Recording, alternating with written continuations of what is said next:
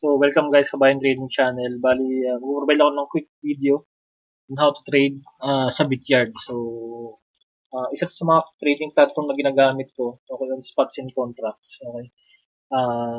What is good in this exchange, meron silang derivatives and forex. Okay, so hindi lang siya pure crypto. Meron din siyang spot trading. And later on, maybe soon, magkakaroon din siya ng stock tokens. So, hindi pa hindi pa naka-activate. Okay? So, meron siyang derivatives, metals, country index, okay, US, China, andyan lahat. Forex, meron din. Major pairs lang. USD, EU, GU, UC, UJ, andyan lahat. Pero more than enough na yan para mag-trade kayo. And syempre, yung crypto, like cryptocurrency.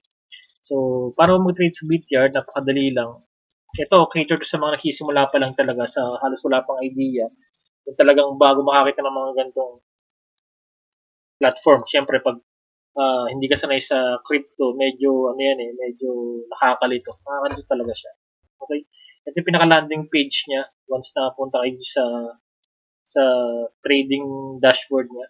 So, dito yung leverage from 5 to 125x. Okay? So, I highly advise 5 to 10x lang muna kayo pag nagsisimula kayo. Siyempre, dito yung leverage. Okay? Pero siyempre, pag kaya nyo nang gamitin, it will magnify your gains as well as your losses. So, pareho yan. Okay?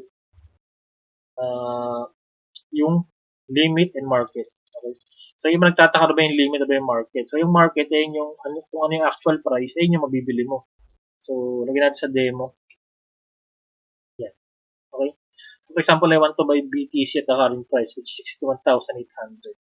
So, leverage ko is 25x. Para sa akin, okay yan kasi pag 5x medyo mababa kay BTC.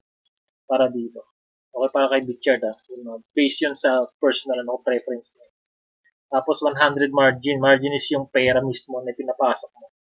And if you will click buy, ito yung fee niya, 2.5 USDT. Yan, makita niyo dito sa trade history niya. Okay? So, ito yung trade history. Ito yung trade list, yung trade history. Okay, ito yung trade transaction. Diyan lahat yan, mga trade nyo. Ito yung current running trade, which is ito. Kung gusto nyo close nyo lang, walang problema dyan. Ngayon, pagdating naman sa settings, pwede kayong mag-set ng TP ratios. For example, 50% of your position, okay yan.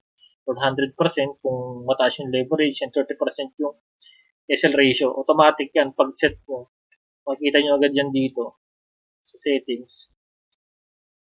Nakalagay. 30-50, okay? Ito nyo sa ratio yan.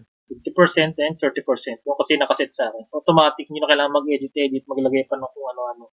Basta iset nyo lang kung percentage-wise yung ano nyo talaga. Yung exit levels nyo, which is your entry and SLNTP. Okay? Yung pagdating naman sa limit naman, parang walang limit dito sa demo. Tignan natin sa live. Sa live kasi nakaspot ako. Okay, so pag limit, yan yung mga pending orders. So, for example, si BTC or si Cardano, TIDA, gusto ko siyang bilhin sa 2. Okay? Price niya. Then, ang margin ko is, let's say, 50. Automatic, yan yung lalabas. Okay, so, I think pwede itong i-trade ng 2. Yan. Tapos, 5x. Pag kinlik mo yan, lalabas na rito. So, 2 yung margin ko. Ito lang yung 1 cents lang yung, yung pinaka-fee ko. Then, confirm ko lang. Pag i-confirm ko yan, makikita ko agad yan dun sa niya. Yan, confirm natin. $2 lang naman. So, pwede na yan.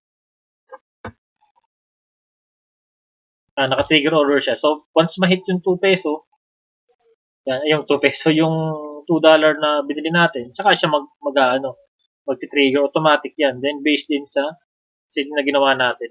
Sa min-max, sa TP and SL settings na ginawa natin sa kanya, which is 30% and 50%. Okay, so napakadali lang yan, guys. And by the way, kung mag-register kayo sa link below, Bityard, i-message yung FB page para makasali kayo sa KKC Crypto. Free trading signal. Nag-provide kami. Real time yun lahat. Okay, thank you guys and God bless.